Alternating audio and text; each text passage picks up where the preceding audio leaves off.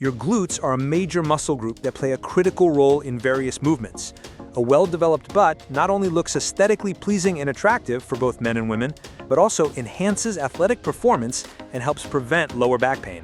However, most people approach glute training incorrectly. Today, I'll highlight 4 common mistakes in glute workouts and guide you on how to fix them to achieve an appealing butt. Before diving into the details, please show your support by liking this video and subscribing to my channel. Let's start by understanding glute anatomy. Many people don't realize that a round, firm butt is primarily made up of 3 muscles: the gluteus maximus, gluteus medius, and gluteus minimus. So which of these muscles is the most important for butt size? Now, let's dive into the 4 common mistakes in glute training. Mistake 1. Choosing the wrong exercises. The gluteus maximus is primarily responsible for hip extension, the movement of pushing your hips forward. However, many online workout routines focus on exercises for the smaller gluteus medius and minimus, or include hip extension movements with insufficient resistance, making it hard to progressively overload the glutes for growth. Instead, prioritize exercises that involve hip extension and allow you to increase weight over time as your strength improves. Examples include barbell squats, Bulgarian split squats, deadlifts, and hip thrusts. These exercises, when performed with proper form and progressive overload, are key to developing the gluteus maximus. However, incorrect form can shift the focus to other muscle groups, which leads to the next 2 mistakes. Mistake 2. Incorrect exercise form. Many people overuse their quadriceps, front thigh muscles, instead of their glutes during lower body exercises. This often happens due to improper shin and torso angles during movements. Kinematic analysis shows that the more your shins angle forward, the greater the knee joint's range of motion, which increases quad activation over glutes.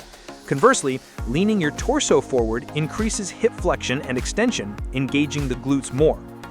Everyone's anatomy varies, so some naturally squat with a glute-dominant form, upright shins and forward-leaning torso, while others favor their quads, forward shins and upright torso. Both forms are fine, and the glutes will still be engaged, but you should stick to the squat form that feels most natural and comfortable for you. However, for exercises like leg presses or Bulgarian split squats, you can tweak your form to target the glutes more. For example, in a leg press, placing your feet higher on the platform reduces knee angle, around 90 degrees at the bottom, and keeps your shins more aligned with the force direction, increasing hip range of motion and glute activation. Conversely, placing your feet lower emphasizes the quads by increasing knee flexion. Studies confirm that higher foot placement significantly increases gluteus maximus activation, while lower foot placement targets the quads more. For Bulgarian split squats, you can determine the optimal foot position by sitting on a bench, extending one leg forward, and noting where your foot lands. This balances glute and quad activation. To prioritize glutes, move your front foot 3 to 5 centimeters forward and lean your torso slightly forward to increase hip range of motion. Mistake 3.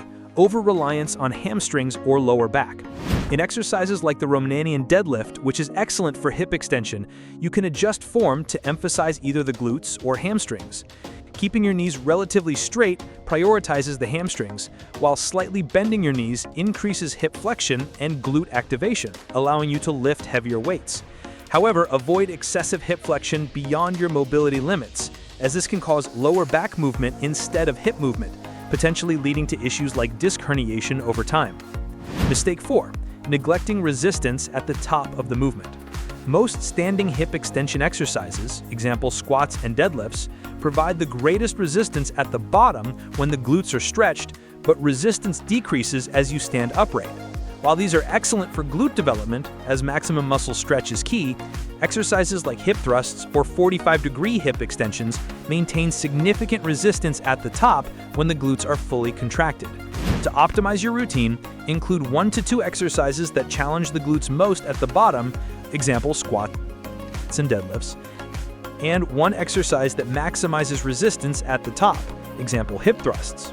You should also incorporate exercises for the gluteus medius and minimus, which contribute less to overall butt volume but are still important. I hope you found this video helpful. Please like, subscribe, and leave a comment to let me know my efforts are appreciated. Thank you for watching, and greetings from the Total Health Talk YouTube channel.